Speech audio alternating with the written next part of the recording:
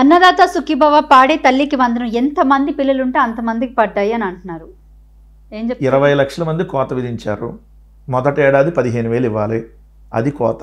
రెండో ఏడాది 15,000 ఇవ్వాలి, దాంట్లో 13,000 కొంతమందికి ఇచ్చారు, కొంతమందికి 8,000 9,000 పడ్డాయి. అంటే మీరు 2 సంవత్సరాల మీద ఇవ్వాల్సిందంత 30,000 రూపాయలు ఇవ్వాలి. మరి 30,000 ఇవ్వకుండా 10,000 8,000 13,000 ఇస్తే అది కూడా 20 లక్షల మంది కోత విధిస్తే అది మీరు ఇచ్చినట్ట మోసం చేసినట్ట? అందరికీ ఇస్తే ఇచ్చినట్టు, ఏదో కొంతమందికి సెలెక్ట్ చేసి ఇవ్వాల్సిందంటే కొంత ఇస్తే దాన్ని హిట్ అయ్యింది అని అంటే దాడు ఎవడన్నా హిట్ అయిందని అంటాడా? 4,000 రూపాయల పెన్షన్ విషయానికి వస్తే మీరు అప్పుడు 1,000 రూపాయలు కూడా ఎందుకు పెంచలేకపోయారు? పెంచాం కదా మేము. చంద్రబాబు నాయుడు గారు ఇచ్చింది 1,000 రూపాయల పెన్షనే. చివరిలో జగన్మోహన్ రెడ్డి గారు 2,000 ఇస్తా అన్నప్పుడు చివరి ఎన్నికల 3 నెలలు ఉందన్నంగా. సో జనవరి నుంచో ఫిబ్రవరి నుంచో ఆయన ఎప్పుడు 2019 అప్పుడు 2,000 చేశాడు. మేము 3,000 రూపాయలకు పెంచుకుంటా పోతామని చెప్పాం. సో మేము 3,000 రూపాయలకు పెంచుకుంటా పోయాం. చంద్రబాబు నాయుడు గారు ఉన్నప్పుడు పెన్షన్లు ఎంత 39 లక్షల మందికి ఇచ్చాడు ఆయన. తర్వాత ఎన్నికలు వస్తున్నప్పుడు 45 లక్షలు చేశాడు. కానీ మేము 66 లక్షల మందికి పెన్షన్లు ఇచ్చాం. 66 లక్షల మందికి అర్హత వయసును మేము తగ్గించాం. 65 ఏళ్ళ తర్వాతే ఉండేది అంతమంది పెన్షన్, 65 సంవత్సరాలు దాటితేనే. దాన్ని మేము 60 సంవత్సరాలకు తగ్గించాం.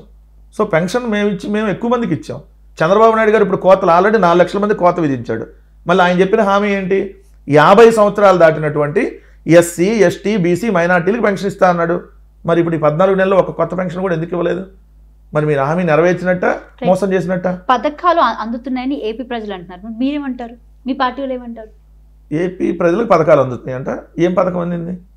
అన్నదాత సుఖీభావ 5,000 వచ్చింది వీళ్ళు వచ్చినాక, అది కూడా 7 లక్షల మంది కోత.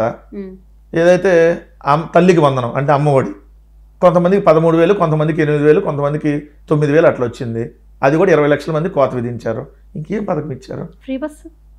ఫ్రీ బస్ మీరే చెప్తున్నారు కదా, సిలిండర్ ఫ్రీ బస్. ఒక సిలిండర్ ఇచ్చేస్తే పథకం అయిపోయినట్ట. వాళ్ళు ఇచ్చిన హామీలు ఏంటి? సూపర్ 6తో పాటు 143 హామీలు ఇచ్చారు.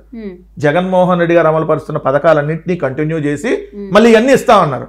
మరి జగన్మోహన్ రెడ్డి గారు పథకాలన్నీ రద్దు చేశారు కదా. ఇప్పుడు ఆసరా కానీ, చేయూతలు కానీ, నేస్తాలు కానీ అన్ని మొత్తం రద్దు చేశారు కదా. ఆటో వాళ్ళకి ఇచ్చారా? ఫస్ట్ ఏడాది ఇవ్వలేదు, 2వ ఏడాది ఇవ్వలేదు.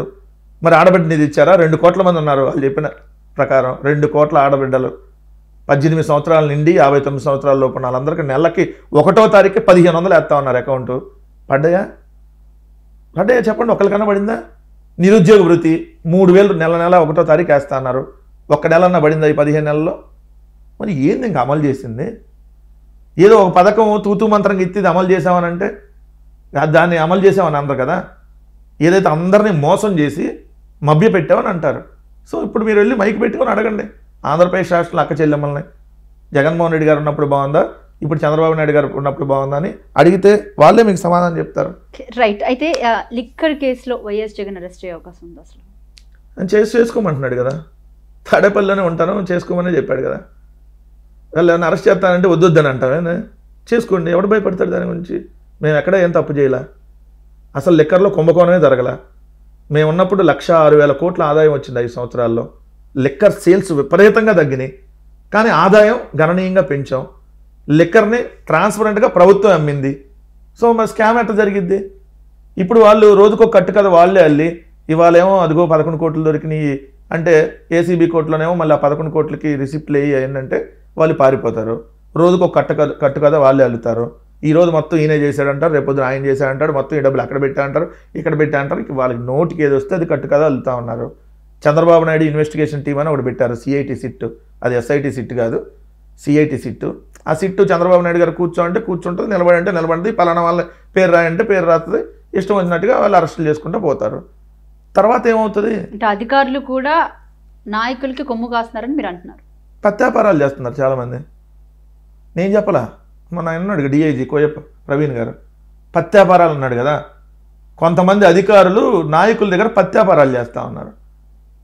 అది ఎస్ఐ స్థాయి అవ్వచ్చు, సిఐ స్థాయి అవ్వచ్చు, ఇంకా పై స్థాయిలో అవ్వచ్చు, ఇంకొంత అధికారులు కావచ్చు, అందరూ కాదు, ఏపీలో చాలా మంచిగా పనిచేసే అధికారులు కూడా ఉన్నారు. ఏపీలో వైఎస్ఆర్సీపీ పార్టీ గవర్నమెంట్ మీద విష ప్రచారం చేయడమే తప్ప, అంటే సోషల్ మీడియాలో తప్ప ఏ పని కూడా డైరెక్ట్గా చేయట్లేదన్న ఆరోపణ కూడా గట్టిగా చేస్తారు. మేము చేసిన విష ప్రచారం అని మీరు ఏ విధంగా అంటారు అంటున్నా. మీరు ఇప్పుడు ఇస్తాను, ఇది నా మాట కాదు, పత్రికల్లో వచ్చినటువంటి.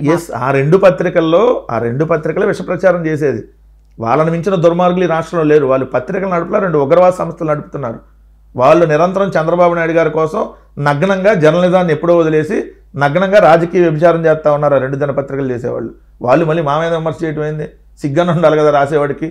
ఎందుకంటే మేము విషప్రచారం అండి, మీరు చెప్పండి. మీ నిరుద్యోగ వృత్తి ఇస్తే మేము ఇవ్వలేదంటే దుష్ప్రచారం. మీరు ఆడబిడ్డని ఇది ఇస్తే మేము ఇవ్వలేదంటే దుష్ప్రచారం. మీరు 20 లక్షల మంది కోత విధించకుండా మొత్తం ఇచ్చుంటే మేము దుష్ప్రచారం చేస్తే దాన్ని దుష్ప్రచారం చేశారు అనాలి. మీరు 3 సిలిండర్లు ఇస్తానని మొట్టమొదటి ఏడాది ఒకటే ఇచ్చి అవి కూడా డబ్బులు ఇంకా పడకుండా 60 లక్షల మంది కోత విధిస్తే అది మేము చేస్తే దుష్ప్రచారం అంటే ఎట్లా? మీరు ఇస్తానన్నదేంటి? ఎక్కడి నుంచి ఎక్కడికైనా ఫ్రీ అన్నారు. ఇప్పుడు లేదు, ఎక్కడి నుంచి ఈ బస్సు ఎక్కితేనే ఫ్రీ, ఆ బస్సు ఎక్కితే ఫ్రీ లేదు, ఈ బస్సు ఎక్కితే అసలు ఫ్రీ లేదు, ఈ గుడికి వెళ్తా అంటే అసలు ఫ్రీ లేదు అని మీరే కోతలు పెడితే కాదండి. నాకు ఒకటి అర్థం కాదు. బేసిక్గా పథకాలైనా ఎప్పుడు చూసిన రాజకీయ నాయకుల్లో మాటలు విమర్శలు తప్ప, పథకాల విషయాల్లో తప్ప అసలు అభివృద్ధి ఏం చేస్తున్నారు, ఏం జరుగుతుంది, అసలు అభివృద్ధి అంటే ఏంటి అనేది ఒక్క నాయకుడికి అవగాహన ఉందా? పోనీ మేము చేసి చూపించాం అభివృద్ధి. గ్రామ గ్రామాన సచివాలయం, గ్రామ గ్రామాన రైతు భరోసా కేంద్రం, గ్రామ గ్రామాన హెల్త్ క్లినిక్, గ్రామ గ్రామాన డిజిటల్ లైబ్రరీలు, అదేవిధంగా నాడు నేడులో భాగంగా 38,000 స్కూల్ను బాగు చేయటం, 17 ప్రభుత్వ మెడికల్ కాలేజీలు, 4 పోర్టులు, 10 ఫిషింగ్ హార్బర్లు, 6 ఫిష్ ల్యాండ్ సెంటర్లు, ఏదైతే కొత్తగా పాల సేకరణ కేంద్రాలు, లేదంటే మీరు అన్నట్టుగా అక్కడ పలాస దగ్గర కిడ్నీ రీసెర్చ్ సెంటర్ కానీ, లేదంటే హాస్పిటల్ కానీ, ఇలా మేము అన్ని చేసి చూపించాం. రోడ్ల పరిస్థితి ఏంటి? రోడ్లు రోజు వస్తూ ఉంటాయి, పోతా ఉంటాయి. కరెంట్ పరిస్థితి ఏంటి? నీళ్ళ పరిస్థితి ఏంటి? ఉన్నాయి. మేము 5 సంవత్సరాల్లో చంద్రబాబు నాయుడు గారి కంటే ఎక్కువ రోడ్లు ఖర్చు పెట్టున్నాం. కాకపోతే వర్షాలు వస్తూ ఉంటే ఇప్పుడు కామన్గా రోడ్లు పోతానే ఉంటాయి. ఇప్పుడు మనం హైదరాబాద్ నగరంలో కూర్చొని ఇంటర్వ్యూ చేస్తున్నాం. ఇక్కడ కూడా ఇప్పుడు శ్రీనగర్ కాలనీ లాంటి రోడ్డుకి వెళ్తే కూడా పెద్ద పెద్ద గుంటలు కనపడతా ఉంటాయి. మళ్ళీ వేస్తూ ఉంటారు, మళ్ళీ పోతూ ఉంటుంది. ఇది ఒక్కటే భూతార్థంలో చూపించి మరి ఇప్పుడు కూడా ఇంకా రోడ్లు చాలా ఉన్నాయి కదా అధ్వానంగా. 90% ఆఫ్ ద రోడ్లు అట్లానే అధ్వానంగా ఉన్నాయి కదా. ఒక 10% కూడా మీరు వేయలేదు కదా వచ్చినాక ఈ 14 నెలల్లో. మేము ఉన్నప్పుడు 2 ఏళ్ళు కోవిడ్ కూడా ఉంది. 30,000 కోట్లు కోవిడ్ ఖర్చు పెట్టాల్సి వచ్చింది. టెస్టింగ్, ట్రేసింగ్, ట్రీట్మెంట్లు, వాళ్ళందరికీ ఫ్రీ మెడిసిన్. సో అన్ని రకాల టెస్టులు దేశంలో ఎక్కడ లేని విధంగా టెస్టులు చేశారు. సో ఎంత ఉన్నా కూడా మేము అన్ని చేసి చూపించాం. అభివృద్ధి కార్యక్రమాలు, సంక్షేమ కార్యక్రమాలు అలానే ఇచ్చాం. వీళ్ళు అభివృద్ధి చేయట్లా, సంక్షేమం చేయట్లా. 14 నెలల కాలంలో 1,91,000 కోట్లు అప్పు చేశారు. 14 నెలల కాలంలో జగన్మోహన్ రెడ్డి గారు 60 నెలల్లో 2 సంవత్సరాలు కోవిడ్ ఉన్న 3,32,000 కోట్లు. ఇంత చేసి మీరెందుకు ఎన్నికల హామీల టైంలో లేకపోతే ప్రచారం టైంలో ఎందుకు చెప్పుకోలేకపోయారు? అంటే టీడీపీ పార్టీ మిమ్మల్ని ట్రోల్ చేయడంలో సక్సెస్ అయింది, లేకపోతే మీరు విఫలం అయ్యారా? ఇక్కడ ఏం జరిగింది? కేటీఆర్ గారు ఒక మాట చెప్పేవాడు, మేము కూడా ఒక 60 యూట్యూబ్ ఛానల్ పెట్టుంటే గెలిచేవాళ్ళమేమని. మీకు గుర్తుండే ఉంటుంది. సో ఇప్పుడు ఆంధ్రప్రదేశ్లో తెలుగుదేశం నడుపుతున్నటువంటిది ఏంటంటే మాఫియా సంస్థలు నడుపుతున్నాయి. 2 పత్రికలు, దాంట్లో 10 శాటిలైట్ ఛానళ్ళు వాళ్ళకి పనిచేస్తున్నాయి. 500కు పైగా యూట్యూబ్ ఛానళ్ళు, 3 రాజకీయ పార్టీల కూటమి, ఇండైరెక్ట్గా షర్మిల, వీళ్ళందరినీ అడ్డం పబ్లిసిటీ ఇంత పెద్ద ఎత్తున చేస్తున్నారు. మీరు ఎందుకు ఇంత తక్కువ? మేము ప్రజలు నమ్ముకొని వెళ్ళాం, వాళ్ళు ఈ రకాల దుష్ప్రచారం నమ్ముకొని వెళ్ళారు. లేదు కదా, వాళ్ళు నమ్మలేదనే కదా ఈవీఎంల ద్వారా గెలిచారనేది ఇప్పుడు అందరూ అంటుంది. వాళ్ళకి అంత రకాల దుష్ప్రచారం చేసినా వాళ్ళు గెలవరని తెలిసే ఈవీఎంల ద్వారా గెలిచారనేది కదా ఈరోజు దేశవ్యాప్తంగా చర్చ జరుగుతుంది. పోలైన ఓట్లకి కౌంటింగ్ ఓట్లకి డిఫరెన్స్ ఎట్ వస్తాయి. మీ ఊర్లో 500 ఓట్లు పోలైతే 500 ఉంటాయి కదా, 490 రావు, 520 రావు కదా. మరి ఎట్లా పెరిగినాయి పోలింగ్ రోజుకి కౌంటింగ్ రోజుకి? దానికి ఎందుకు సమాధానం చెప్పట్లా? సో ఏదో దారిలో గెలిచేసాం కాబట్టి, మమ్మల్ని ఓడగొట్టేశాం కాబట్టి మేమేదో మంచి చేయలేదంటే ఎట్లా? కాలర్ పైకి ఎగరేసి ఈరోజు కూడా చెప్తాం, వైఎస్ఆర్ కాంగ్రెస్ పార్టీ ప్రభుత్వం 5 ఏళ్లలో పేద ప్రజలకి మంచి చేసింది, రాష్ట్రాన్ని అభివృద్ధి పదంలో తీసుకెళ్ళింది. మేం కట్టినటువంటి మెడికల్ కాలేజీలు, మేం కట్టినటువంటి పోర్టులు, మేం కట్టినటువంటి ఫిషింగ్ హార్బర్లు, మేము తీసుకొచ్చినటువంటి ఫిష్ ల్యాండ్ సెంటర్లు, ఈరోజు గ్రామాన మేం కట్టినటువంటి బిల్డింగ్లే ఈ రోజుకి కనపడతా ఉన్నాయి. చంద్రబాబు నాయుడు గారు 4 సార్లు ముఖ్యమంత్రి అయినా ఏ ఒక్కటి కూడా చేయలేదనేది వాస్తవం.